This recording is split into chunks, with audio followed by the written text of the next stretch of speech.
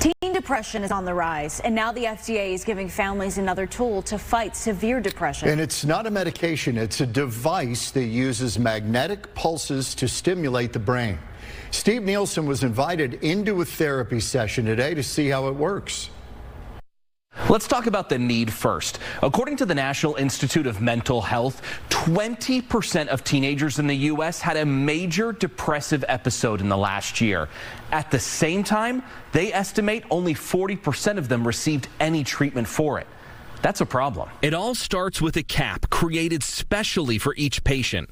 The treatment is quite targeted. So right here you can see this dot F3.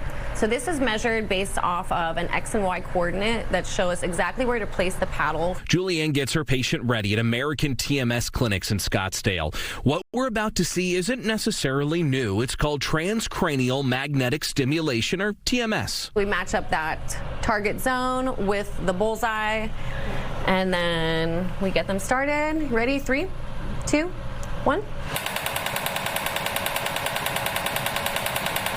The clicking noise is magnetic pulses firing up parts of the brain. For me, it feels very calming. Margaret Wilson has tried every medication for depression you can think of. Once she tried TMS, an FDA-approved therapy, she says everything changed. I just laughed one day. I was like sitting there and he said something funny, and normally I'm like, but this day I just started laughing. I'm like, wait a minute. I'm laughing. What? Oh my God. It made me cry. Adults have had access to this non-conventional therapy for years, but now the FDA has approved TMS for kids as young as 15.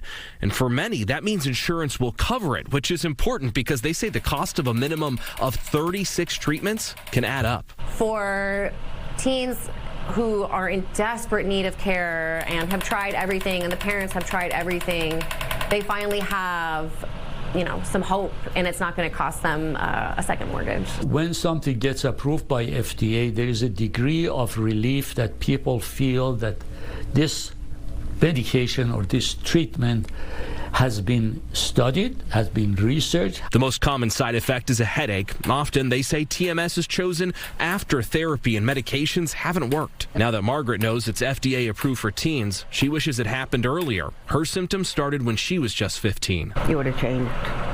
It would have helped give me my life back, which I didn't have. Steve Nielsen, Fox 10 News.